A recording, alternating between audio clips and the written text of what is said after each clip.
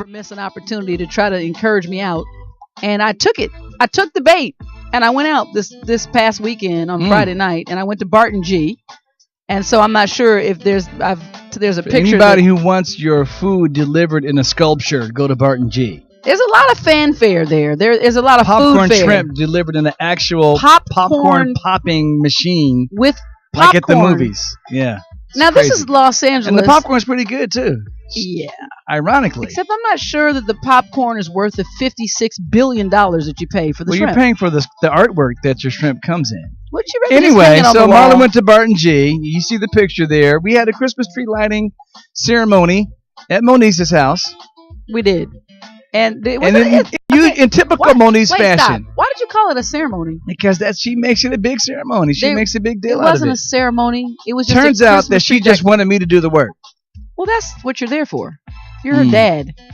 You know, and to be honest, Monique did pull the tree in from the garage by herself. She seemed like she was kind of angry about that too. She had a little attitude having to do any work. We have to.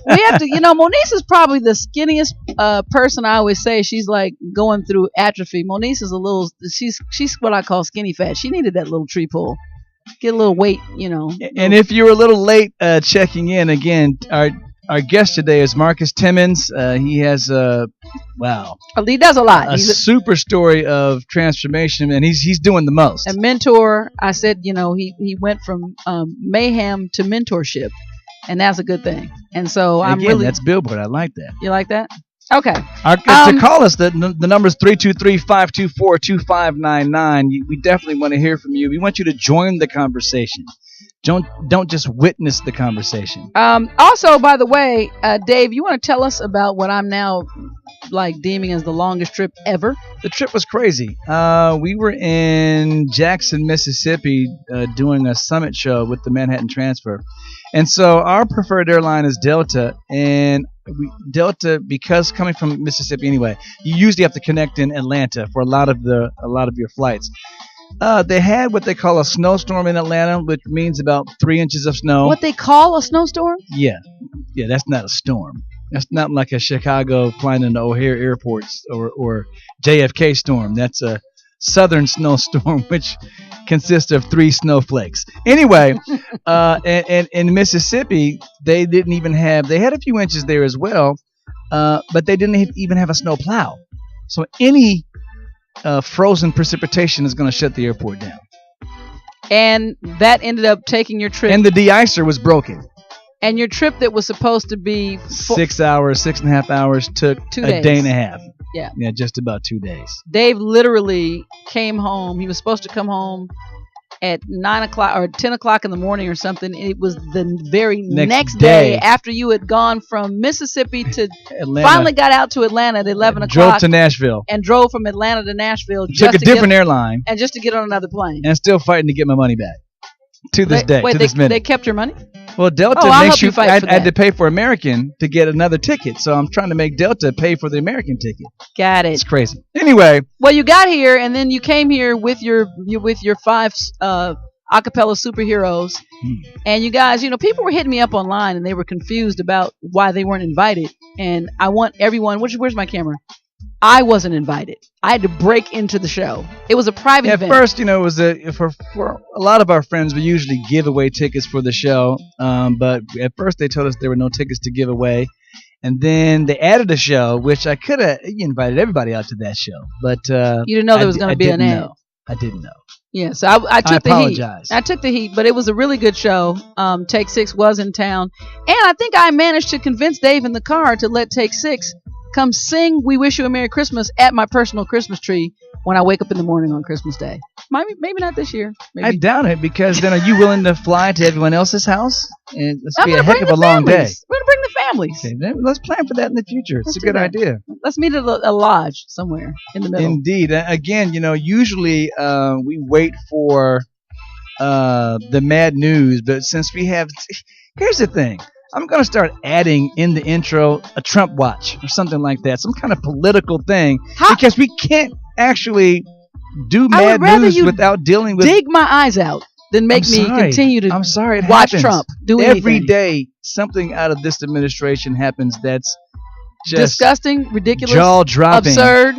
Asinine. That literally will take you out of your game, and it becomes news, even though it shouldn't be news. It happens at least 6 times a day.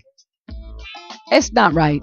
Nothing that's going on there is right. In my mind, what comes first, the chicken or the egg? You know, they had an attack in Times Square today. I know, I saw that, and you know, lucky for the people who would have been victimized in maybe more severely, that he's now the inept. idiot. He's the idiot pipe bomber. His who blew name himself up, and the without idiot even killing pipe bomber himself. is Akaed Ullah. What? That's his name. That's the guy's name. And he's alive. And he's alive. And did not manage to complete his mission. And there was a lady online, and this is the interesting takeaway for me. Sad. She said because they found out that the guy came from Brooklyn and rode the subway all the way to Manhattan with this bomb strapped to him. And the lady that said that happened to be on the same subway, she found out, she was like, man, if I didn't believe in God, I do today. Because anything could have happened on the subway. That's a good point. We wouldn't have known. That's a really, really, really, really, really, really, really good point. Let's get to the mood songs. Marla, do you want your... Yeah, of course Marla goes first. I think it's time to practice what I preach. Exercise the demons inside me. Gotta learn the antidote. The past can haunt me if I don't. Yes. Okay, yeah. You have to exercise the demons inside you, learn to let it go. I thought that was appropriate for our guest today and the topic that we'll be talking about, because I'm really anxious to find out how Marcus managed to, take what had been happening in his life that was negative and create this positive inertia that really benefited his life. I'm excited about that. Tony, hit me. But this time I'll get it right. How about you and me start over? And know that we ain't getting younger, yeah, no.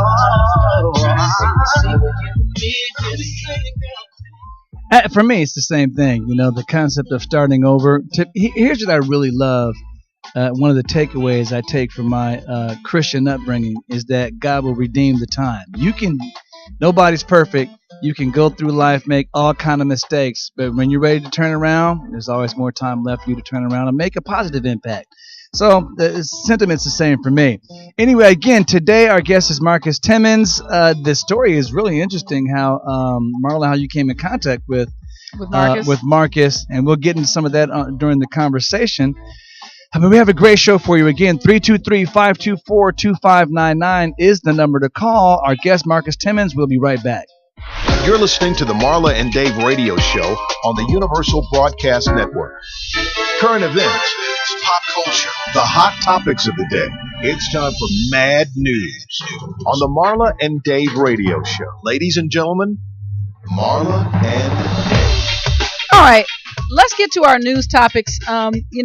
We always bring out things in the news that just kind of catch our eye. Most of the time is, things that in a lot of cases that we've all heard of. But in the other cases, it's going to be a little quirky.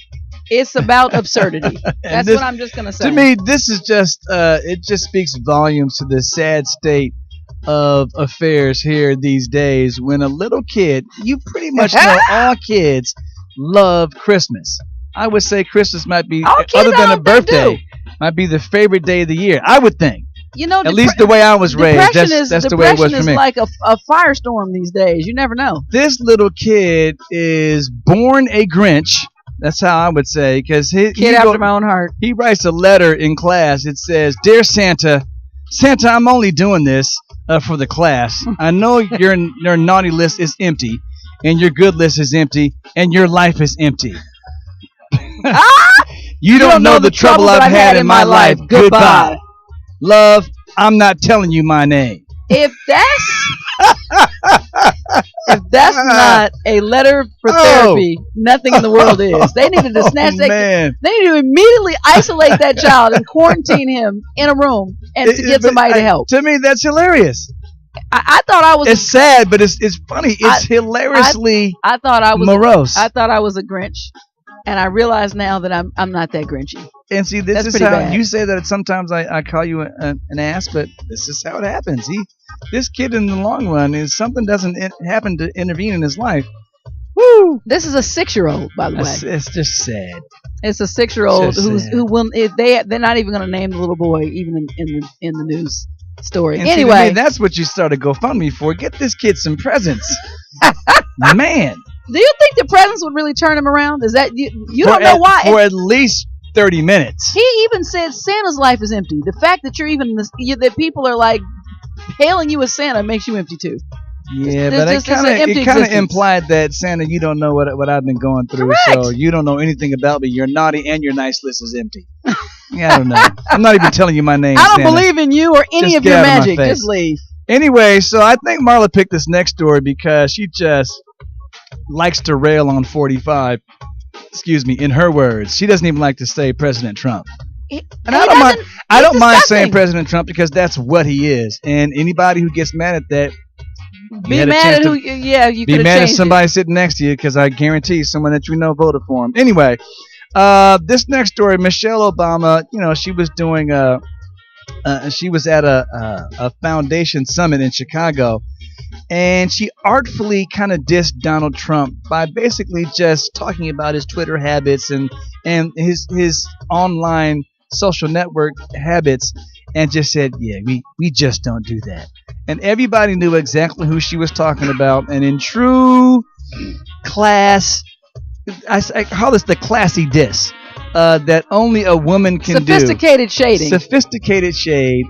Just kind of everybody knew exactly what she was saying. And she can step back and say, I don't know who you thought I was talking about. No, she would never do that. I think that Michelle, you've encountered Michelle before. You actually, when you met the Obamas, yeah, she was really nice. You said that her presence was bigger and more. She hugged engulfing. me. She hugged me so tight I was uncomfortable. Really? Yeah, I was uncomfortable. What are you putting out in the world right now? I'm just letting you know. I'm just hey, maybe she has a thing for it. Anyway, so this next story is I got to get to this next story quickly because before we run out of time. Yeah, go. This next story, this little kid, Keaton Jones, his mother put on Facebook this whole anti-bullying kind of thing, and the anti-bullying campaign was resurrected because that was a thing a few months ago, maybe last year, and it was the big thing. And of course, no one agrees with bullying, but his mom puts this out there, and everybody immediately jumps on board. Celebrities out of the woodwork. Somebody started GoFundMe. They have almost $60,000 or more. But I wasn't ever sure what the money was supposed to be for.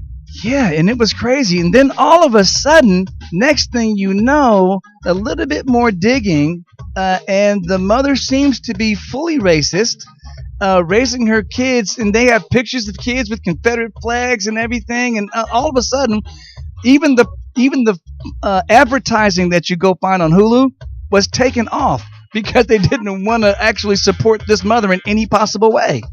Yeah. And all of a sudden, people turn around, which led me to say, first of all, even someone whose parents are reprehensible in their beliefs and the things that they do, no kid deserves to be bullied.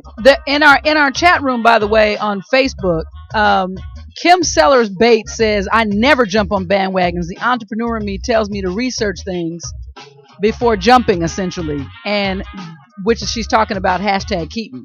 So you yeah, and there was a MMA wrestler who was really going hard and championing this issue, and finally he had to come out and say, I apologize, I had no idea. But you and I had a different perspective on this, because my thing is, regardless of his mother, I think that you should not don't let the wave catch you. It's the child who is really still being bullied and he's really being jacked up by people, and that's whack. And that's what the rally around is for. But in this climate of guys losing their jobs, when a woman can simply say, "Hey, you might have done something," we got to at least step back and start saying. And not that I think that women should be hushed or women should not have their day in court or not be taken seriously. But before we start making these rash judgments, let's get to some facts. I'm thinking that because legality is involved, when you're fired from a job, facts are present. Somebody's going to find some facts. That's true, too. That's a fact, because there's a legal... Anyway, we can go on for days, and there's so many nuances that can take us off on tangents on this story. I just thought that was crazy. Anyway, that's the MaD news for today.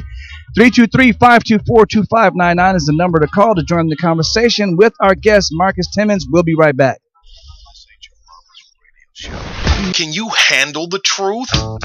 Then get ready for a real radio experience. Ladies and gentlemen, Marla and Dave. Well, we want to officially welcome you, Marcus. Your mic is live. It really was kind of live all the time, but that was a good decoy for us to make you feel like that you just weren't, No, I'm just kidding. You're live, and welcome to our show. Thank you for having me on your show. I really appreciate it. Yes. So the madhouse is what we like to call this, and because strictly because of Marla. This is true, Marcus. 90% of the time I show up in here, I'm mad at him for some reason.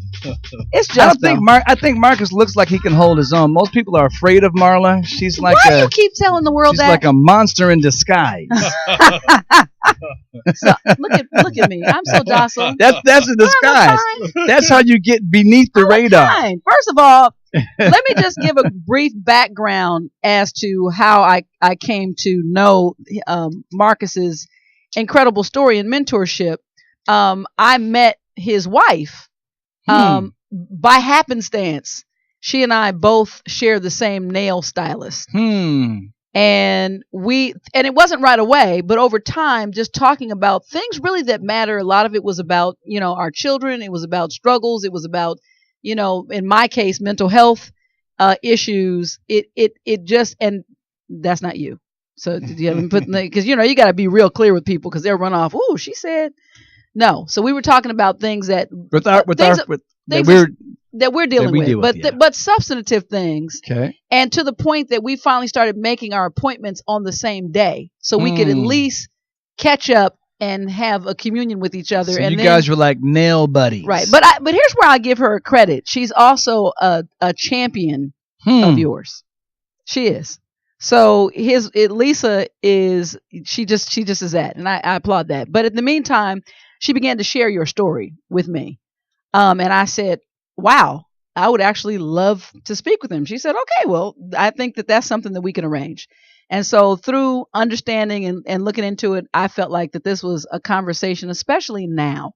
And the reason I say especially now is because to me, more even than just on all three levels, which I call life a 3-ring circle of influence, this being my heart circle, then this being my intimate circle where it's the trying zone, and then this being my exterior circle where it hits everything outside. All people bounce off the outside. We're stressed out as a country and as a people on all three rungs. We're stressed out personally, we're stressed out within our family and work situations, and we're stressed out as a nation as we speak about 45 and the Orange Man. I'm just saying we're stressed out, and to me, your story is a story of hope. So let's get into just who you are. I want our audience to actually meet Marcus. Indeed. So let's talk about you and your past and how you got to this point. Well, everybody, my nickname is Big Herc, so that's kind of like with all my friends. Are you saying Herc or Herc? Like Hercules. Like Big Herc, like Okay, Hercules. Gotcha. Yeah, so that's kind of like my nickname. I grew up in Sacramento, North Highlands to be exact. Raised by my mom, well, pretty much my grandparents. My mom had me when she was real young, roughly barely 14. So I can kind of still remember her going to grad night and stuff. So it was pretty crazy. Never met my real dad. Had a stepdad that was a-hole, and I kind of never really had a male mentor. My grandfather was present and I had some uncles, but I didn't really, it wasn't something, they weren't people I really looked up to as far as for inspiration, because I always wanted something outside of what I had in front of me as far as my family values and stuff. So I looked to the streets a lot, Right. I was one of the kids, I skateboarded, BMX and all that stuff. And then, once I moved to a certain neighborhood, I kind of started looking at guys around me that were hustling, selling drugs, gang banging. And I kind of, that was drawn to that because it looked like they had respect and people looked up to them. And I was a straight A student. School was always easy for me. I always got good grades. I maybe got a B, a couple times the whole time I was going to school. Wow. So did you say a B, not a D? Yeah, B. I never seen a D. I'd never seen a C in high school or junior high school or elementary school. So I always got good grades, but I got mixed Now, up. can I stop right there? Usually, when kids are getting good grades, there's something in the home is happening positively. So, would you say that your mom was stepping up, or Well, my mom was always a positive influence as far as because she always worked. She never, drank, did drugs or anything like that. And for me, a F or C or B was it was a letdown. I had more respect for yourself or for myself. Okay. I was always a kid. It was embarrassing for me to not try my hardest and get the best grade I could. I was an overachiever. I never wanted to be anything but the best. So I always got good grades, and whatever I did, whether it be sports, skateboarding, BMXing, I always wanted to be number one. I never wanted to just be a participator. Okay. So my question to you as well is, I need to take it back just a little bit. At 13, almost barely 14 years old, did someone help your mother? Because that's not even legal age to get a job at a fast food restaurant for another 2 years. She lived with my grandparents, and there was like it's still like a mist. It's like some type of family thing they swept under the rug, because apparently the other family, which is my biological dad, they lived around the corner, and these people are all in the military. So some stuff went down, and I think it was like, for the sake of back then, they kind of covered it up, and nobody's ever talked about it. But I've actually seen my other grandparents, but they never acknowledged that I was their grandkid. Really? Yeah. Wow. I gave them a ride home from the airport one time, and they just kind of looked at me. Did you know that they were your grandparents What? at that time that you were giving them a ride from the airport? I knew, because when they mentioned the last name, somebody, like, everybody in our neighborhood kind of grouped around each other. So somebody before said, "Hey, man, these people are your relatives," and I said, "Is that right?" So I remember that last name. So when somebody said, "Hey, man, can you give them a ride home?" I said, "Damn, that's my grandparents." So I gave them a ride home, and they just they didn't say nothing. And then at the end of the ride, they gave me like a $10 tip. Wow, man. So did you? So See, okay. Then you just blew my mind. So Yeah, me too. now, My mind's kinda now you have, split. and we don't want to derail the quick historical perspective as you're catching up as your youth, which I can easily do just from that information right there. So keep going. So you grew up, you started hanging out with. Well, wait, before he said that, so you never encountered your biological father. There was no acknowledgement of that. No, I've heard your whole like, life. Like friends and some of my homies from the neighborhood said, "Oh man, I seen your real dad, man. He's seen you on Facebook and this and that." But I never had no reason. I don't care. At this point, what I've accomplished, and me meeting him is not gonna give me any type of closure, because I'm beyond that. He doesn't define me, and I don't want to say, like, looking at him, because I've heard he's nothing but I've heard he's like a drug addict or whatever. He hasn't really accomplished anything. I don't even have a need to have a conversation with him. Got it. Okay. All right. So go ahead. So we got that. Yeah. So my mom, she ended up getting divorced from my stepdad. We moved back to the hood. So when did your mom get married? Because she had you, but then you said it was kind of she was held by her parents. Okay. She got married. She had me like roughly. She had just turned 14. She got married at 18, pressured by my grandmother, and then I had a little brother at that time, and then my stepdad was in the military, but he was like a weed head and stuff. He ended up getting kicked out the military, so mom got divorced, and basically it was me, my little brother, and I had a sister at the time. So my mom was working, 2 jobs. She was in debt from their marriage, and I was probably like 13, 14. I was still trying to be a kid, skateboard and BMX and play sports, but the street I lived on was a drug street. It was a lot of drug dealing going on, a lot of dudes, ex-penitentiary dudes on the street hanging out. And, I assume this is in the 80s as well. Yeah, it's in the 80s. Is it out here in California? Yeah, out in California. Okay. It's in So Sacramento. It was, Sacramento. Oh, so the cocaine and crack situation was through the roof at that time. It was going down, and kids was like, you were into like the music, the cutlasses on D's, and the, the cars and the Jerry curls, and I kind of, I did good in school, but to me, it's like I tried other things before I tried selling dope. I tried to design shoes. I sent them into Nike. I did artwork. I tried all this different stuff I thought could try to get us out the ghetto, because to me, my whole thing was I hated being poor. So when that didn't work, I asked a homie for, a crack rock. And this is my freshman summer, because after freshman in high school, after freshman year of football and basketball, and I think, guys walking around with nice clothes and the girls, how they acted and stuff. I'm like, man, I need to make money.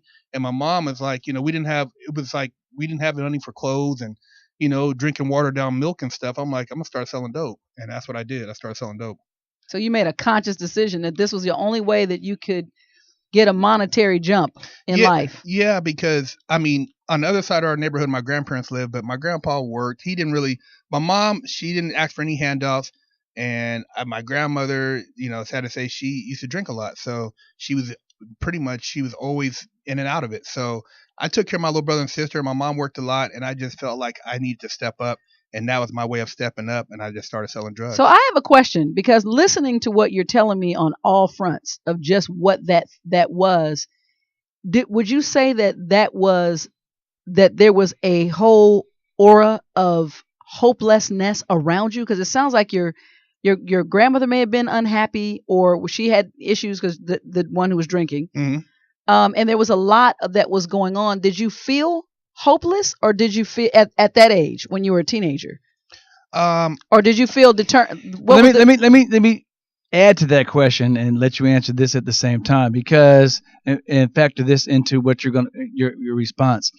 For me, it sounds like you didn't seem hopeless, because you're constantly, the way you're describing it, taking charge, albeit as a young man with faulty input. Your idea was, let me be the responsible one and start putting some food on the table. Yeah, I felt, well, to some degree, I felt like it was just like an endless struggle. I look at the people who go to work all day, they come home, they barely can pay their bills. They're miserable. And, I was just looking around my whole situation. There was lack of money, and I didn't have a male mentor. If I would have had a male role model, like father figure I could talk to and kind of kick ideas off of, who would have supported me. Because a lot of the stuff I came up with, my idol back then was Gordon Gekko. I used to watch Wall Street all the time. And I used to look in GQ magazine. I wanted the nice clothes. Wow. But I had nobody. My family had a business. Nobody ever owned a business. Nobody was, entrepreneurial. So a lot of the stuff me and my friend, we're still friends today, we didn't have anybody to share that stuff with. We had a teacher who talked about the stock market and investing, but we didn't have anybody to give us any real concrete, male support. So his dad wasn't really in the household either. So we just said, we just tried stuff. And when we figured, we seen the guy selling drugs, and I knew nothing about selling drugs. So I just tried it. And, when you try something you don't know, you're going to bump your head. So, naturally I got caught up. Yeah. And there's I guess Gabe Davis. Do you know who that is?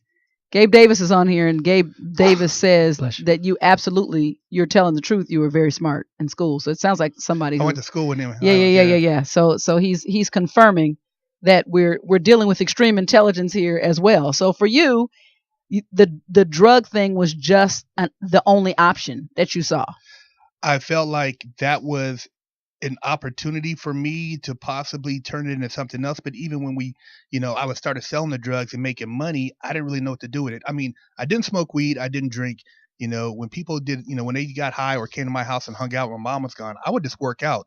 So I was always trying to figure out, like, what can I do? What was my options? And I had really no guidance. So even when I sold drugs, it wasn't like I had an end game. I just knew that this was something short term that I could help buy food and just help around the house and maybe somehow. But again, see, excuse me for cutting you off, but that's why I have to say, again, it sounds like you said that you didn't take drugs. You didn't use the drugs. You didn't drink. You didn't use drugs. No. So it sounds like this is me in a misguided way trying to be responsible or trying to get out of this hole that I see that we're in.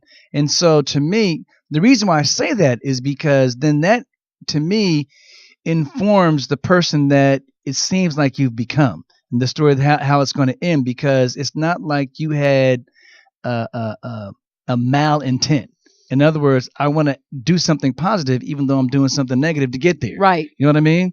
It was more of an ends to a means for me. Yeah, right. Means to an end. Yeah. Right. Yeah. So that's the point. So it was almost and that's interesting, because in a lot of cases, what I hear Marcus saying is it's what the environment dictates. In other words, this was kind of, I hear him saying this was my only option other than complete destitution. Doing it the right way, I look right. around, it just actually doesn't work. Right. If you're putting water in milk, at that point, you're realizing, you get to the age where you realize this is not sustaining. And so when you said that along the way, anytime you do something, you're new at something, you're going to make mistakes. What were some? You said you bumped heads and you got caught up. Explain some of those details. Well, just like you don't get in a car with four guys at night. Nobody has driver's license, and it's a gangster car like a box Chevy. There's certain, El Camino. We know what that happens. You don't carry your dope on you. In your pockets. You hide it different places, and just little street things that I didn't have a big brother telling me to do, or a big homie. You don't get $500 or $1,000 double ups. You go buy 5 or 6 zips. You start buying weight. You do different things. So there was a lot of things I didn't know about that I didn't learn until after the fact. But then after the fact, it's like it's too late, and I'm like, that's beyond me now. I got to move on.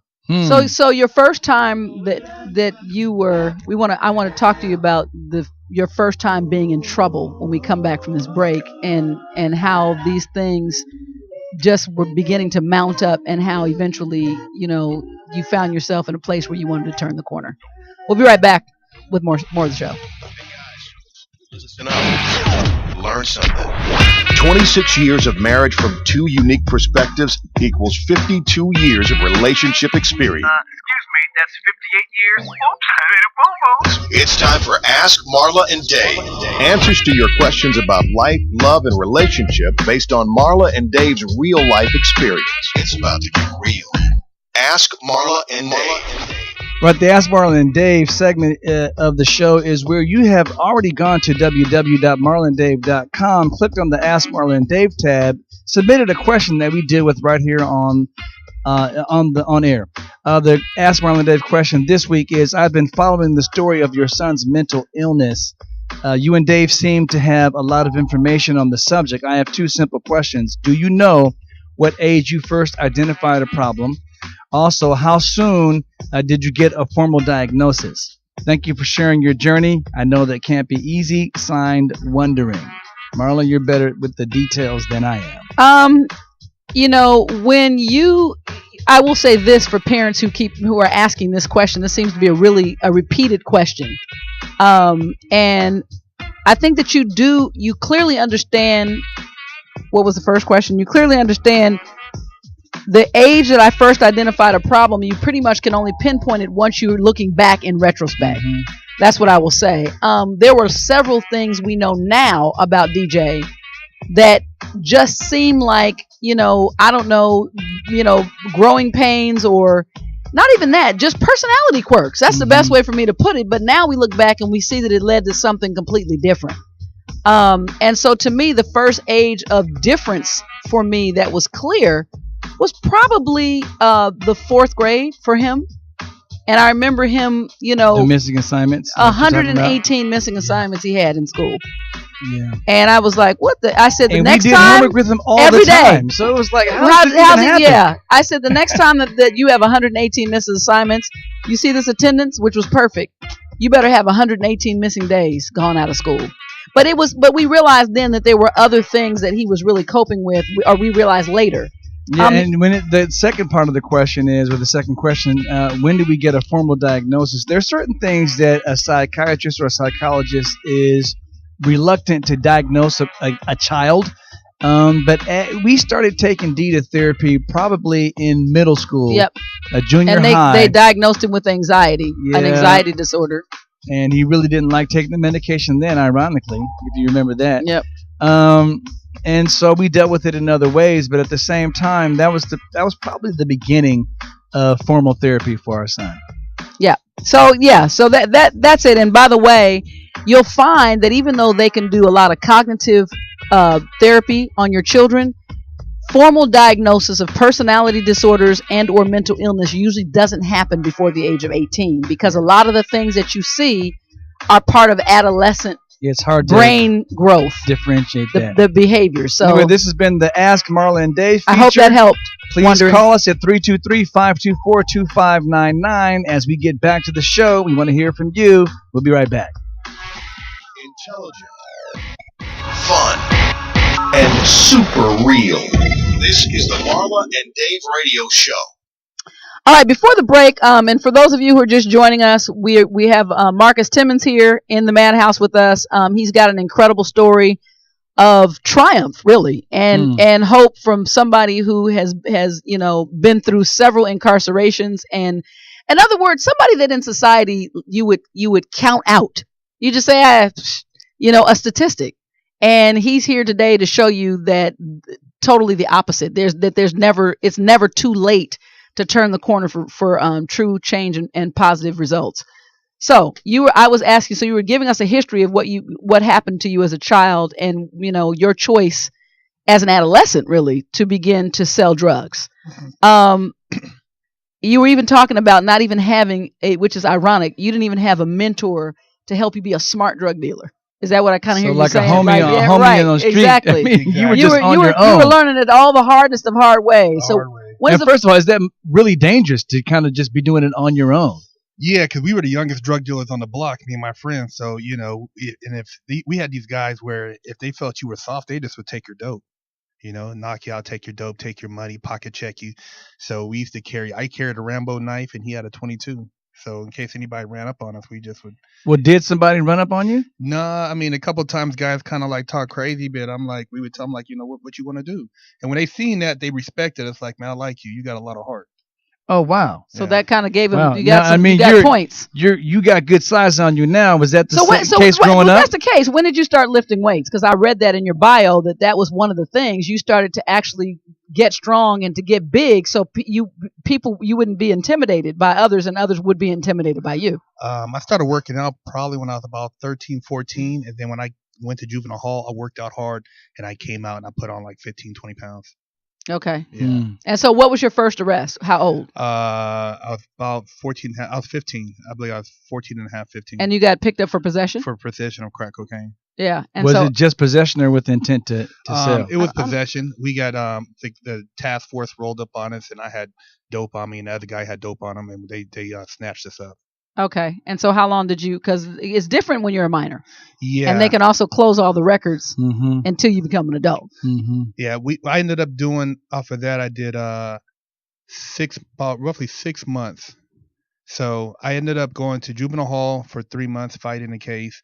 And then I got 3 months, 28 days in what they call a boys camp program. How do you, so when money is an issue, how do you fight the case? Were you able to be represented? No, there really was no fighting the case. As a juvenile, you don't really have rights. I mean, as far as back then, and just keeping it real, like if you were a black kid and you got caught up, this is like, I got pulled over before with somebody. They never found dope on me, but the second time the judge basically said, you're going to jail. And back then they were just, if you were a black young kid and you got caught, they just around put you away. They just were locking you up. I mean, it's sad to say, I knew some white guys in there. They had been popped probably 3 or 4 times and kept getting out. But that was my second time, and they were sending me down to. They sent me to do some time. So. And so because, and I'll give everybody the recap. Marcus was also a student, so education wasn't hard for you. Did you feel like you were missing something at that point when you went in? Was it like, man, what am I doing here? Now what about school? You know what? When I went inside juvenile hall and they had actually like school programs, I never seen, these guys were so illiterate. I mean, most of these guys, it's kind of made me, I thought to myself, like, what am I doing? Wow. But at the same time, I mean, the literacy at that age, I mean, there were guys in there, it was all the way from probably 14 all the way up till roughly almost 18. And I mean, a lot of these guys, 17, 18, they could not read at all. These were like career gang members. It was all straight blood, Crip, Sacre. It was everybody in there was banging hard. Even some of these guys, their parents were coming in and they were wearing rags on their heads. Wow. And my mom wasn't like that. So when like she generational gang generational. So when she used to see that, she's like, man, I'm not coming up here to come visit you. She's like, this is not, I'm not going to come around this. And I used to come, go back and I just would lay around and look at the situation. And I mean, and these dudes were straight ignorant.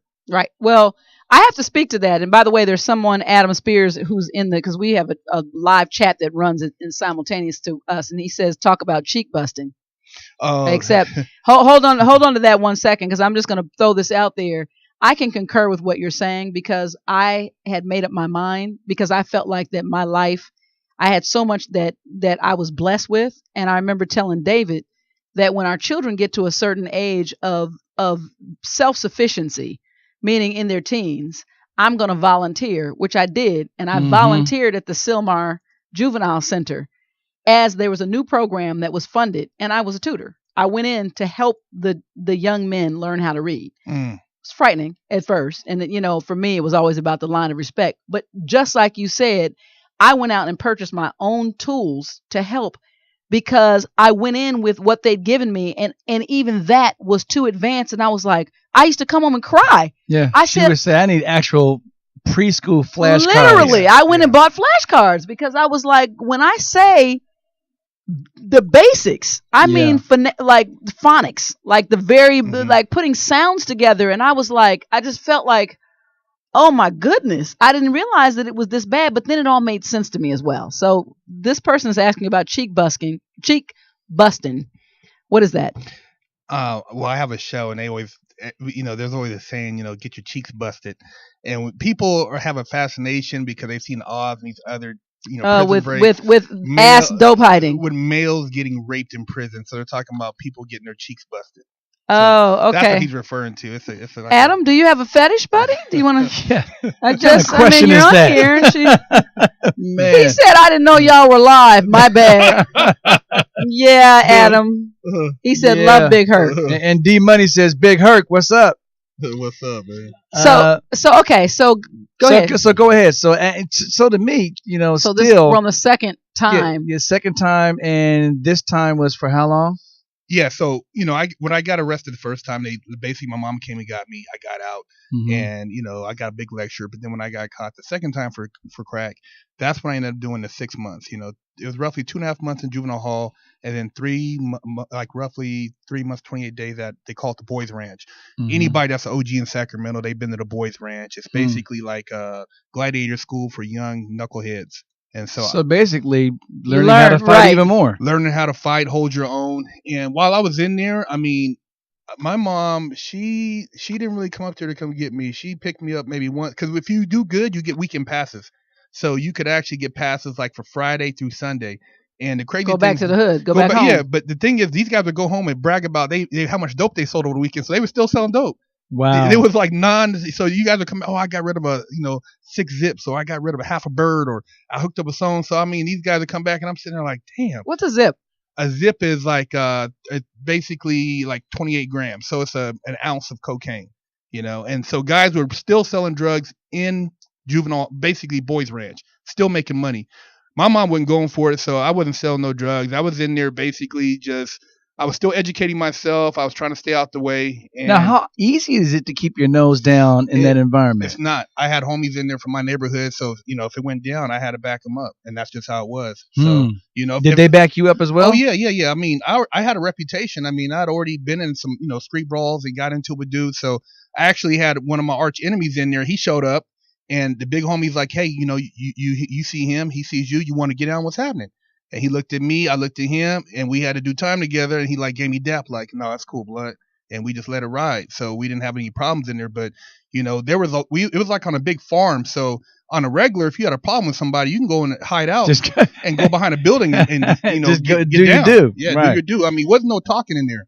Why? It was it's pretty raw in there. Yeah. Wow. So you got out, and so at this point, your brain is not saying, I got to figure out a new way of life. No, because I didn't have a mentor, and I was kind of mad at my mom because, like I said, she had got. Oh, you didn't feel supported. Yeah, I didn't feel supported. She had kind of met another, her new husband who she's still married to, and so she was spending time with him on the weekend. So I felt like at the same time I was kind of mad. So when I got out, I had a lot of anger. I was pretty angry and my mom got married. This guy he was in the military, and we ended up moving. So we moved roughly a couple months after that. We moved to Huntington Beach, OC, and to the bubble, and it was culture shock. Yeah, for sure. Yeah, it was culture shock. I got there, and it's like I hated it. I didn't know how to fit in. I mean, I was like probably. And how old were you now? I was 16, and there was maybe 5 black people at the school, 3 black guys. Wow. So it was like so were you used to the street hustle? Did you feel more freedom at that point, or did you feel like you just wanted to go back to what was familiar, even though familiarity got you in trouble? I want to go back because I didn't know no better. So I felt that was a comfort zone. Yeah. So trying to fit in, in high school, the Made it biggest thing worse. for kids is in high school that I always tell kids is trying to fit in and have friends. And when you can't fit in, you feel like an outcast, and it makes you more angry. And you try to find, it's like you're trying to become part of a culture. And if that culture doesn't accept you, you feel like you've been let down. So do you feel like, and this is just a heads up to young people everywhere, do you feel like when you're dealing with problems that pretty much a lot of people deal with, but if you're dealing with them from a position of anger, do you think that's part of the problem?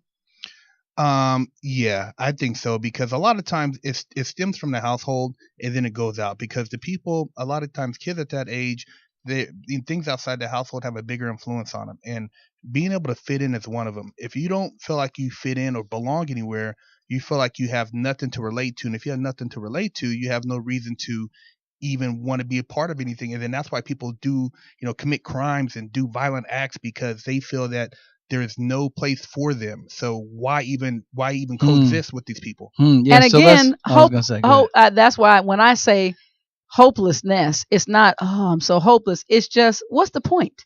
Exactly. So I might as well. To me, I've heard people tell me before, point blank period, that jail wasn't so much, you're looking at jail as a risk because of what your life is and what you had to lose. But for me, it didn't matter. So what? So I go to jail, I eat 3 good meals, I do what I'm going to do. They didn't see it as such a loss. I know people who shared that with me from the past. So I'm just saying that when you say that, it sounds, again, to me, when I keep using the word hopeless, that's what I mean by hopeless, not depressed, but just loss of opportunity in the mind. Like you just feel like whatever. A lot of people at that point have given up on just trying to coexist to be productive. So they figure they might as well just get everything for free, lay around and do nothing, and that's when a person becomes institutionalized. And I never allow myself to do that, but a lot of people do. Yeah. So let's skip forward. So after a while, you get incarcerated again. Is it for the same thing, for drugs? No, I gave a guy a ride, and he committed a home invasion, and then he got caught later on and told on me. So wait a minute. Did you know that he was going to commit the he said the crime? he was going to collect some money from a drug dealer, and so basically he needed a ride. I gave him a ride. He got away that night. Me and another friend.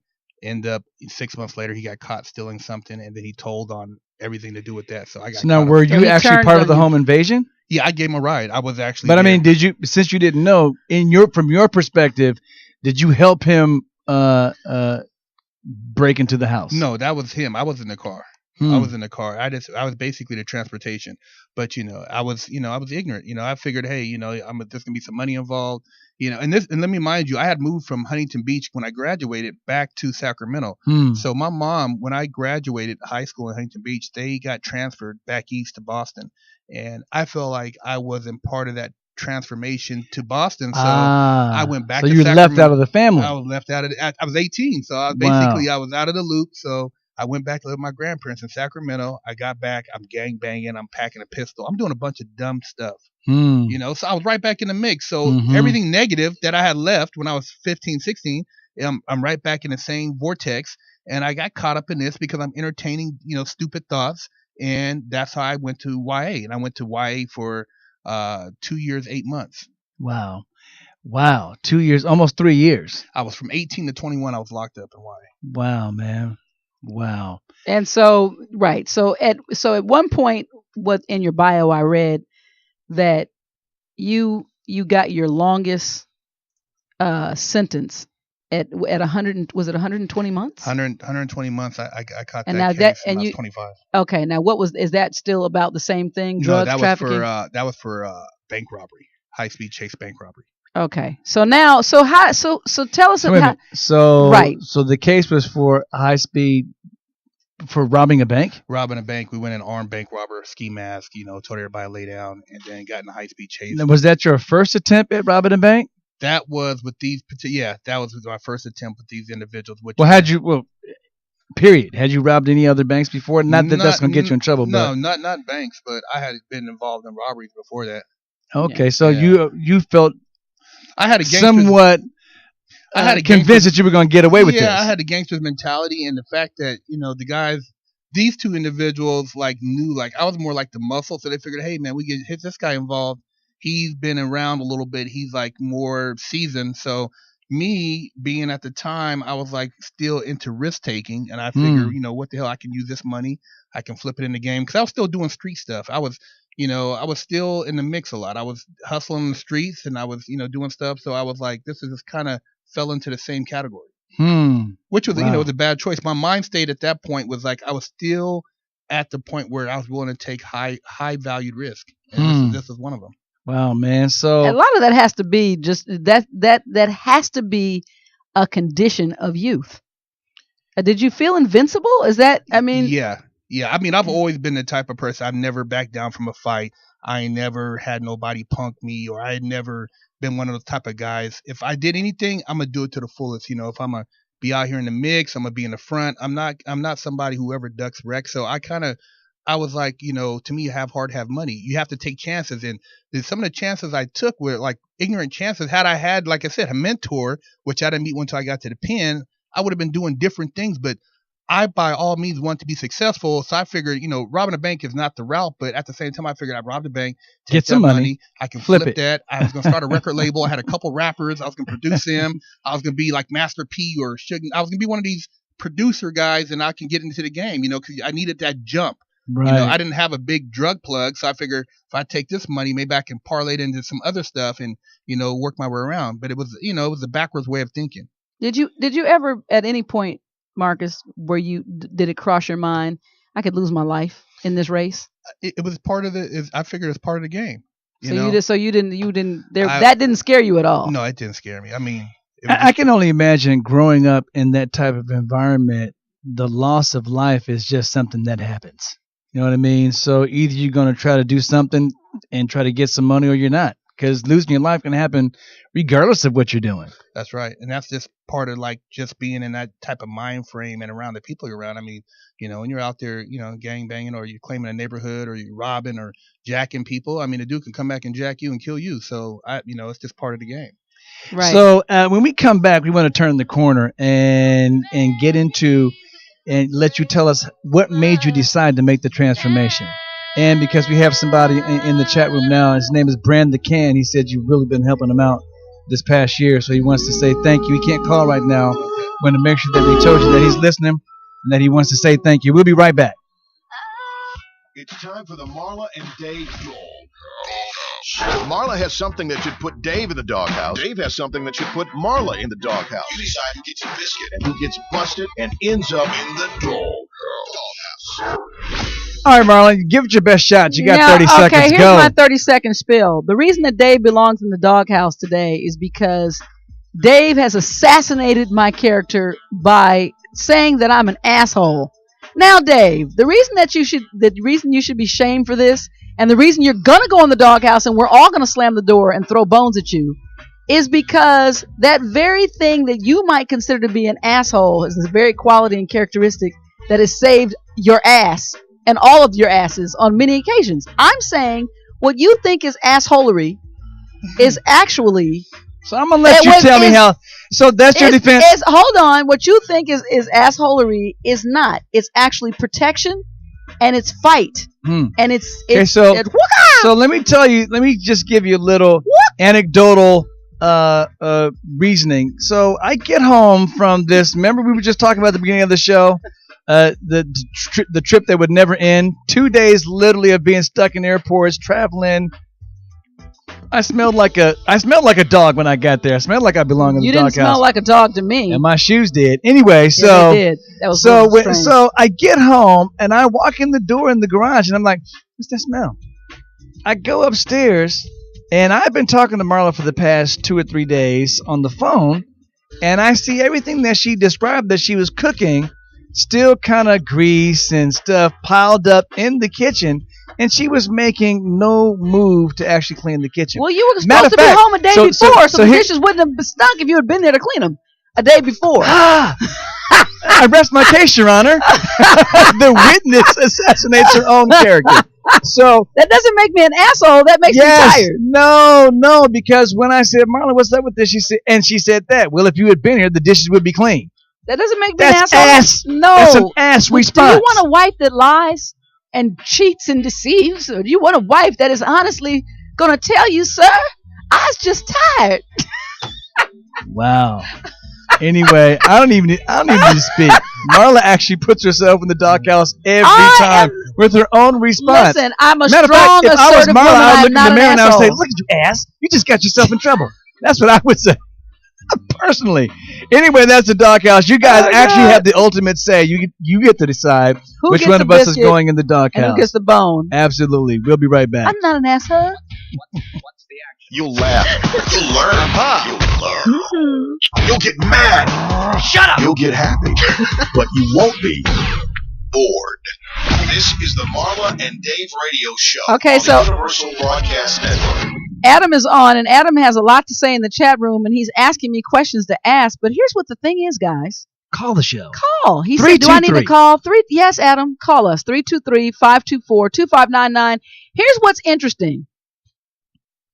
Marcus, Big Herc, what do they call you? With your Big Herc. mentees? Big Herc. So Big Herc is he has taken what was given to him in the way of mentorship, and it is clear by the things we're reading that you've turned that around, and that is your pay it forward as you seem to be mentoring young men. And tell us a little bit about your mentor program. So you served the 120, you met a mentor in the pen, Mm-hmm. and things clicked. So tell us about that as well. So this guy was a fellow inmate.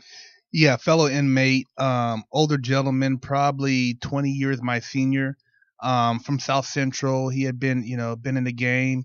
He wasn't a drug dealer, but he used to do these big heists back in the day. He had a lot of nice cars. He wore his pants up high. He didn't sag them. He was really clean cut, and he talked real proper. He's very articulate. Now, if you look at the movies about life in prison, that sounds like he might be a Muslim. No, he wasn't actually a Muslim. He's very spiritual, though. He actually he put me up on a lot of spiritual reading books and like psychological books, things that kind of made me go, just challenge you a little bit. Exactly, and think about my behavior patterns and where they came from. So he really helped me out a lot. Okay, awesome. So and then from there, did you just have a determination that when I got out things would be different, or did you make a complete shift while you were there and you were already just a completely different person? No, after I got caught in the bank robbery and I was sitting there and I got sentenced at that time, and next to me there was another guy. He had done 2 bank robberies. He had got out, did a bank robbery, got out, got busted again, did another bank robbery, got another fresh 15 years, and he was laying down. And I'm looking at this dude. I'm like, he's an old dude, probably like could be my grandfather. And I'm like, man, I don't want to be one of these people who are coming back and forth to prison. I said, man, I got to figure some stuff out. Break the cycle. Break the cycle. Even before I got sentenced, I actually started studying the law, and I knocked 2 years off my sentence at sentencing. So wow, yeah, that's so pretty good. he was putting that intelligence to use. Yeah, absolutely. And so then you turned the corner actually once you got out into helping others. Yeah, and you made a business of that. Yeah, actually, I came up with the idea while I was in prison after seeing all these guys and just the mentality of the individuals out there coming from the neighborhoods and just people being misguided and not having something positive to look at.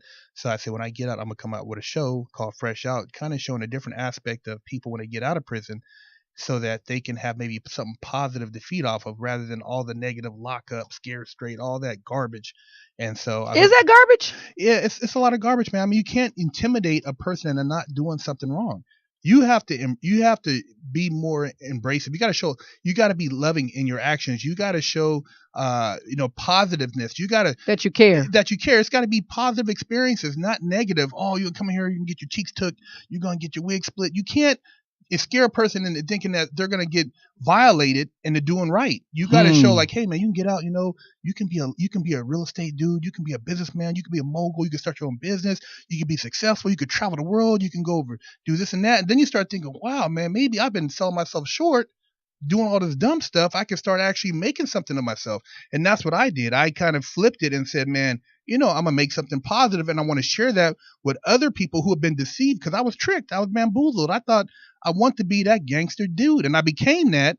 and it wasn't even all it was cracked out to Right. be. It was garbage. Right. Hmm. So that was an empty existence. It was empty existence, man. I mean, people talk about being a gangster and having money. I mean, I was around guys in there, $100 million cases. I was around one of the biggest crime bosses that ever lived. I was in there with an Italian guy who had, I don't know how much time, but if you Google him, Carmine Persico, he's head of the Colombo family, old guy. You would never know. He was a straight boss. Looked like somebody's grandfather. He's in the Which same unit. actually speaks to your character, even in that environment, because in that environment, I would assume you can choose whoever you want to be a mentor, and you could have learned how to be even a more successful criminal once you came out. But Right. you In chose other words, something yeah, differently. you could have linked up with the other side as well. This is the thing. When you get into prison, you got to be careful who you talk to as far as you build a relationship with, because if you try to break that, then you become ostracized, and you can't get out. Once you get in, you can't get out. Your head busted. So when you get around people, and you walk the track, and people used to see you walk the track, and you tell them war stories, and you're building, you're still feeding. It's all energy. One thing I realized that I didn't realize when I was out was energy. It's not about the deeds. Like, I had did so much negative stuff You to can get say to prison. shit. It's okay. It wasn't like the robbery was the turning point. No, I had robbed a lot of dudes. I did some gangster shit, but I never got caught for that. When I got caught for the robbery, it just was momentum. So when I got to prison, all that momentum had just caught up to me and sat me down. And then I looked at it like, damn, this is my time out. So I could have continued to feed into that cycle of, the psychological aspect. But what I did was I said, man, you know what? I got to clean my palate. So I stripped down. I like to use car analysis because I'm a car guy. I stripped down my car to the chassis, and I rebuilt my car from the ground up. And I've created a new me. And I never talked to people about how I robbed and how I did this and I ganged. You didn't perpetuate that. I energy. didn't do that. I changed my whole mentality. Everything I talked about was positive and studying the law. That's all I talked about. Wow, man, that's awesome. So, well, so I wanted, because he touched on something. And by the way, Adam can't call in, but he's continually he's driving my chat conversation in here. He said it's an educational program for all levels of kids in public and private schools that teach kids life skills through an international robotics competition. So he's on, and we see you, Adam. My question for you, Marcus, is not even a question. I would love for you. So many of us as parents struggle with our children in those transitions. What do you think is the most impactful conversation of change that a parent can have with their adolescent son? Black men, young black men, high school age, that you see at the time you made the shift. At 13, whenever you decided to kind of take this road and get with the homies in the hood and in the neighborhood and doing all that stuff, what can a parent do? Do they need to be more present? Is there something that can be said? What would have affected a change in you then versus all the hard knocks you experienced? A strong black male figure. The black man, my mom is a strong female as far as black female, but I needed a black male who was like, man, and not just somebody who's like trying to intimidate or, hey, you better do this and do that, but it's a black man who could share experiences.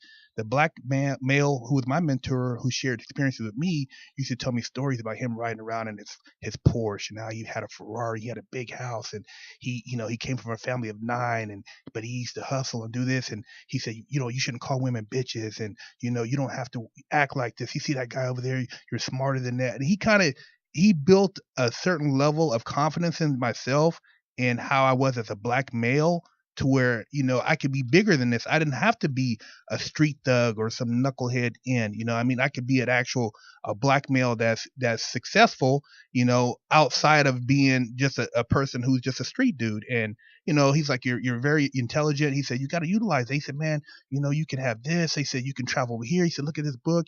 He had me reading like the Oprah's magazine in there, and we'd read all this different stuff, and, and just basically create a vision of things you can do and become, not just, most of the guys most of the black guys in there never left the hood. All they did was hang in the hood. They never traveled. They never had a white friend, never had a Filipino friend, never talked to a Mexican. These guys, they're so limited. And when I've seen that, I'm like, man, it was sad. So experiences, you got to have somebody who can share those experiences. And to me, my stepdad was white. No offense, but I needed a black male role model who could share things and build my confidence up so that I would be I could accomplish these things. I had no sense of guidance. So can I ask you a more nuanced question in that? Because when I hear you speaking, my mind asks the question, or I ask the question in my mind, is it the fact that you find it, because you kept explaining, and I get a sense of abandonment that you were feeling from your actual family, even as you're going through some of your troubles. Was that part of why, your mom just wasn't going to be able to be the one? Because you just didn't feel like she was connecting with you, or that she valued you enough to actually kind of help you pull through. And it seems like the husband that she had, or the significant other that she had at the time, just didn't care that much about you either. Because it sounds like the guy that became your mentor, he really took time with you, and he actually saw something in you that he valued, and that he taught you how to value. Yeah, I would agree with that, because my family, as far as I felt like I almost, even though I knew I wasn't adopted, I felt like I was adopted. I felt like there was a lot of times I would be doing stuff, or I'd come into town, I wouldn't even go and visit them, because I felt like it wasn't really any type of bonding there. You had no familial bond, really. It was superficial, Wow. and the whole time I did that time, my mom, nobody ever came to see me. So when I got out, I felt like everybody was like, let me see what he's gonna do. Is he gonna succeed? Is he gonna make it? So I got out, and people that helped me were friends that I met in prison that helped me get on my feet, that I created a bond with. A Mexican guy, white guy, a Korean guy. These guys helped me out. These guys gave me money, helped me get a car, helped me get a business going. These guys helped me out. Not my family. My family didn't do shit for me. Wow, man. So, wow. And a lot of guys feel like that. A lot of guys' families, even if they don't help, they say negative stuff, so you don't have that structure. And my mom got married, had 2 more kids.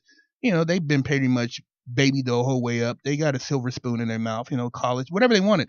So for me, it was always been, I wanted to show everybody and prove them wrong.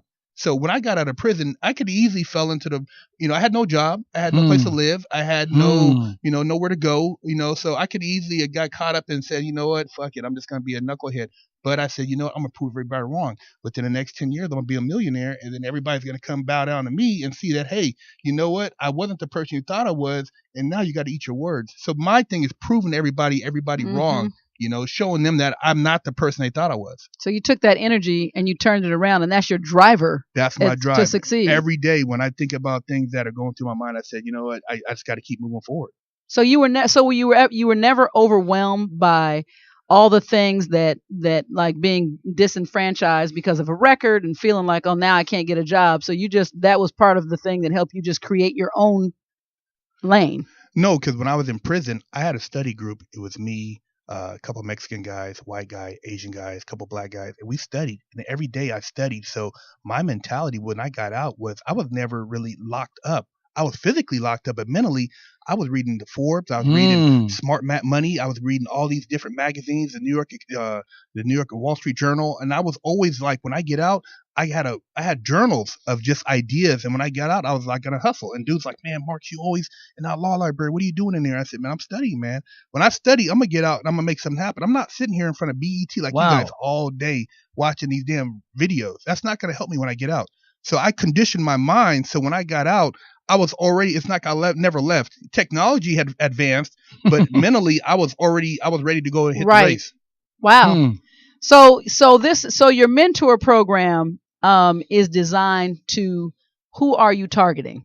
I'm targeting kids at that transition point, kind of like when I was at that 13, 14, where you could go either way, because I think kids, some adults, they're gone. They're hopeless, but there's kids and there's potential in them. And so if those kids can hear something other than sipping on lean, smoking weed all day, and this fantasy life that they've bought into and sliding on guys, man, you don't want to kill nobody. Man, I knew dudes in there crying. They want to go home. You don't want to have a murder on your conscience. You don't want to be caught up with this bullshit drug case and have a RICO and be fighting 20, 30 years. There's other things you can do, especially now. There's so many opportunities that you want to. It seems cool, but to be removed from your family and not have anybody to sit there and say, hey, man, I care about you. That stuff is important. And so a lot of people, it's a misconception through just videos, entertainment, social media. So I'm trying to give clarification to that you could do other things. A lot of these kids, I went to Locke High School and talked, and a lot of these kids have never, they've never been to the beach. They've never been to Rodeo Drive. They've never been to Malibu. They've never been on an airplane. They don't even know what to aspire to. No, they have nothing. They are so limited in thinking that, oh man, I'm Wow. just gonna gangbang like my cousin or my brother, and you can become so much more when you see that. Because I know if I would have got removed from Sacramento earlier and would have never have stayed on that street and would have went somewhere else, I could have been at Yale school. I could have competed with them kids. Yeah. I Matter had of the fact, mentality. even the way that you're speaking now, it's not only did you have the intelligence, but you also had the drive that is required which to is make it through. interesting because that's the first thing I heard him say when you first started the interview, and you said, "I was always going to be out front. I was going to be the best at whatever I did." You weren't in life to just participate. You weren't here to just.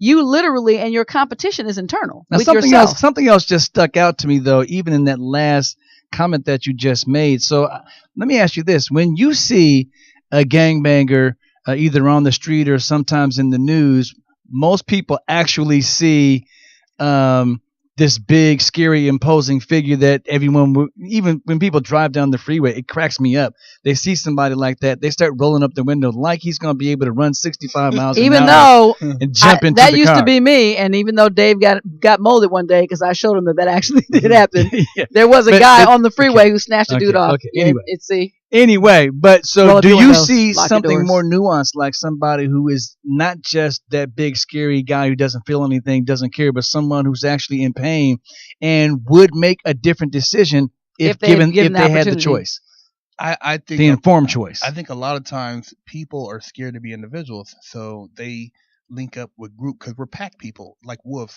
Everybody likes to group up. They're like, you got a leader of a pack, which is a shot caller, and you're drawn to that person because you feel there's some type of bond there or some type of. But that's something you might need. You might need some somebody leadership. you might need, but if you had something else to kind of gravitate towards, maybe you look at it different. Like imagine if your gang leader said, "Hey man, we're gonna study French or we're going to study Japanese, and what we're going to do is we're going to start this LLC and we're going to take all the homies' money and get them out the game and invest and do this and this," then you can create a whole nother path. See, but that's not conducive to the system. The system needs, when you go to prison, it's conducive to keeping you locked up, so they love to perpetuate that. Wow, And now man. there's some real talk for you. Wow, that's the truth of the matter. That's And the next level. and you're then giving away who you are and your labor and all of that for free. That's You're right. not getting anything out of it, but they're Man, earning. and That's why prisons are independently owned, by the way, most. CCA, Whack and Hut, they're all private industries. There They're you making go. money. and they're just running people like slaves. Anyway, not like, It actually is. slaves. It is. It's modern day slavery. Man, so and we're going to touch a little bit more on that when we come back. This is a really interesting discussion with Marcus Timmons, 323-524-2599. We'll be right back. It's time to play the Marla and Dave Love. Love game. Here are Marla and Dave to explain how it works. All right, the Mad Love game, as you guys know, the spiel, is a game that was created by Marla and me. It has three categories that we think impact most relationships, and that is finance, communication, And sex. There you go, Dave. There I you did go, it for Marla. you. I like Sex. that. I like that. Keep it up. That's I all that like your cares. interest in sex. Anyway, Yeah, I think Dave, if he had a chance, he would paint all the other categories red. but we are going to have a new version coming out, hopefully beginning of the year. Mad X. The Mad X-rated. X version is just all sex I just don't know what to questions. do with the categories. I keep telling you, Tony, what do you think? You should doggy style, missionary. What are the cards gonna read? Please, it does not. Cunnilingus? Anyway, it's Whatever. played by rolling a single die. It has the categories, and if you roll and it lands on the Mad logo, you get to choose whatever category you want to, or you might lose a turn. Anyway, we're gonna pass it to our guest, the Big Herc. Let him roll the die. Why don't you just turn him to his own institution? The Boom. bigger sex. Marla, what is that? It's sex. Yeah. See. And it's- Dave, I Dave think weights the dice. It's I'm really sure weird. he weights the Most die. He guys does roll it. sex. I don't know. Marcus, we should the change Big that and Herc just was put- talking about energy. Maybe it's just the I guy's think energy. that we should just put a penis on that for you because that's obviously you're controlling that. Then it would. I would never roll it. So anyway, the question is this, Marcus. On average, first of all, the questions and answers come from the questions- Pew Research Right. Center, the PEW Pew Research Center. Well, the questions come from us. The answers come from the PEW Research Center. Yes. Anyway, on average, Marcus, in your opinion, how long does the active intercourse actually last? For the average Your wife is sitting right there, so She knows. Don't try to disrupt his. So he's gonna land on the truth. I'm pulling for you, All right, Marcus. For the average guy, I would say probably like 10 minutes, but yeah, about 10 minutes. All right, Marla, what would you say? I would say that he's probably. You can't let me answer. I think I know exactly. I think it's 15. Tony, what do you think? Between 12. Okay, good. This is a price is right going on here. Hold on. Let me get an off-air opinion. What do you think, Lisa? She says 10 minutes. Okay, what do you think? All right, so the answer on average, you remember the term average has to take that in means some people are doing it for crazy 14 long hours, guys and the and guys one that person take 30 did it for seconds. 2 seconds. Right. So on average, it turns out to be about 15 minutes. So guys always think that they're going to do it all night. On average, there's not a guy who's known we always have that a does funny it all story. night. Somebody told us that the average, what did he say? 2 hours or something crazy, and I'm like, dude. And then the fantasy, and then booty. Vaginal chapstick. I don't even. And that was the other thing. He's got the slippery stick. Right? This just in. No, dude. So then there's a question that's on every card that's meant for discussions that you can discuss amongst your friends. What's our discussion The question? further discussion question for this card is, does marathon sex or sex that lasts a long time enhance the experience? And what do you think, Marcus? You think that's, well, the longer the better? I've actually worked in the sex industry, so I know that a lot of times longer is not necessarily better for the female. They want to just get it over with after a certain point, So even if they're liking it. Who wants you posting up in there and living in there? Just get out. Like, do what you got to do and then get out. Get out. Wow. That's a scary vagina. Anyway. Man. But that would be a good movie. Remember, okay, just a little history. Years and years ago, when we first started our show and it was just radio, it wasn't a webcast, I challenged Dave. Dave challenged me to 102 days of straight sex. And I read it online somewhere. Yeah, I know. Somebody did 101. You were were going to try to be better than that, but they can go back and see what happened. That's not my point to this conversation. My point is, and I want to say this to all the men in the world, as I look into my own camera and look into your eyes, there is a benefit to a quickie. The quickie has an art. There's sometimes. So then, if you can have the quickie, people think that now that's. I don't mean for you to, bust it before you get there. That's not quick for me. But I'm just saying that everything is not about. Men teach themselves longevity, and sometimes longevity is hazardous to our health. I don't want you rolling around in there past my point of. Anyway, this conversation is going way too far. I'm saying, I'll take notes. Yeah. When you see the flashcard that says Q, it's quickie time. This has been the Mad Love Game. Thank you, Marcus, for indulging us in playing the Mad Love Game. You can get your copy of the Mad Love Game by going to www.marlandave.com, clicking on the Mad Merch tab. You'll find all kind of fun stuff there. You don't want to miss it this holiday season. We'll be right back. I never do anything without thinking about it first. Marla is a feeler. I basically wear my personality on my sleeve. But when Marla and Dave get together, it's like a match dancing with a firecracker. This is the Marla and Dave radio show on the Universal Broadcast Network. So before we get back to our interview with Marcus, let us hit our poll question. The poll question from last week, I think on the document here is a little wrong, is not correct. So the poll question last week was, should the statute of limitations placed on last week it was, at what age do men and women lose interest in their physical fitness or body image? I'm talking about what's actually on the website, the poll question that people are actually getting into. Oh. So for whatever reason, this is the one that's up there. Should the statute of limitations placed on sexual harassment allegations be removed? Your options were yes, hashtag no time limit on crime, no, hashtag all crime has a time limit. So right now, the tally is at 54% on yes. They should remove the time constraints, and anytime it's brought back up, you should have to stand trial for that. Anyway, and 46% say no. Next week's poll question that you can find right on our website that Weigh in, guys, on the poll. You guys do every week, but make sure that you hit this. Should someone you started dating expect a Christmas gift, or when you should? Just started someone. Okay, this is now all crazy. Yeah, I don't know. And Marla does the writing. She brags on it. So anyway, I've lost should my someone Who you just started recently start dating expect a Christmas gift? That's the question. Your options are Hashtag no or yes. Ah, Marla, what are we gonna do? You know with why you? that happened? Because I'm actually Scroogey. I don't know where I lost my love for this. Oh, Scroogey as in Christmas. Ebenezer. Okay, all right. Just So don't anyway, buy me anything, Dave. Anyway, that has me a been quickie the for poll Christmas. question break. We're going to get back to this great conversation with Marcus Timmons, the Big Herc. Can you handle the truth? This is modern American dialogue in a mad world from two unique, fresh, transparent perspectives. This is the Marla and Dave radio show. So, All right, man. So while I don't want to diminish in any way all the positivity that you started bringing to the table, especially as we started turning the corner into more serious things, as the concept that there is a systematic almost oppression that's being put on the inner city, the youth of the inner city, to actually drive them into prison, keep them there for financial gain of these corporate prison structures. well, they're privately owned, which is what we were talking about. That's the travesty. And see, again, unless you talk to somebody who has experience like you, most people won't believe that. I mean, I know people in, well, that was pretty abrupt there, Mr. Tony.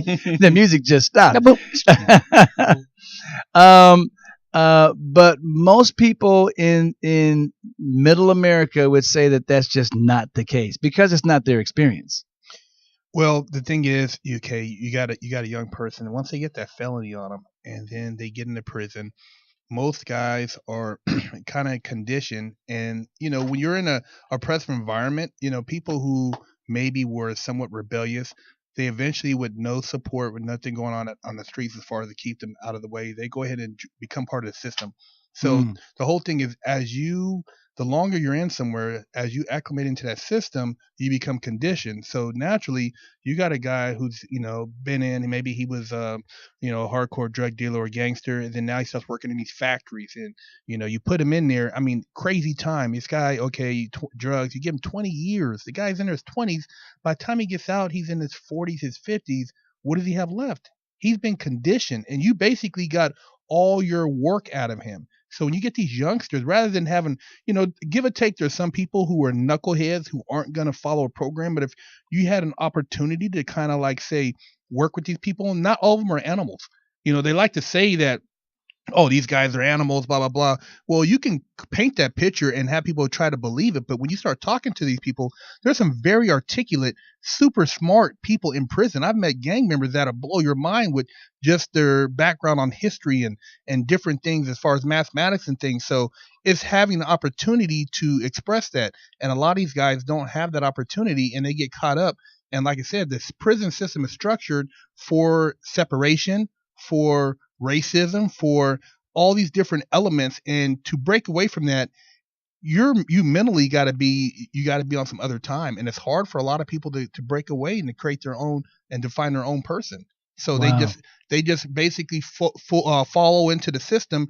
And like I said, you got these prisons, and they just move people around, have them work in these factories. I mean, I've seen guys that are building Hummer parts, military parts, clothing, cabinetry, all kinds of Too stuff. dumb to do it as a regular job, as far as most people are concerned, but will easily be able to do it in prison. Well, right. And the Well, when system you get takes out, you advantage can't even of that. get that job. Right. They won't give it to you. Right. Yeah. So they'll let you do it. They're using you in prison for free, but out here, they're not going to give you the opportunity. No. And here's what I will say for those who don't think outside the box, which I pride myself as being one of those people. Wait, stop.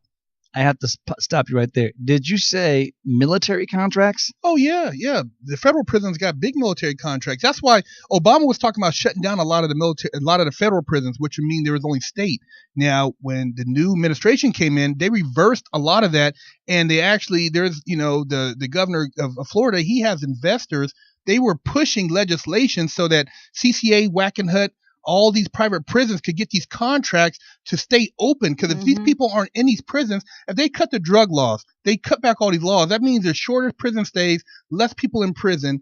There's not enough bed space being filled. They can't sustain these prisons. So by increasing the time and having these random stops, and once you have a felon, you don't have no rights. They can just keep locking these people up, and it keeps their prisons filled up so they can have a economic source. Man, so that sheds new man. And that's what everybody's been talking about, because that's what the difference. Literally, when you say systemic, it can't get more systemic than that. That was the difference between the conversation of the crack cocaine and powder cocaine, because it was only.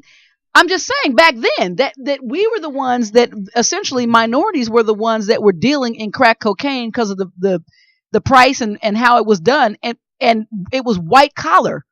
We're definitely gonna have to have you back on, because that's another whole level of discussion. But so right quick, I want to also touch on some of the other things that you do to bring positivity to the world. You're also an author. You're also a nutritionist, a trainer.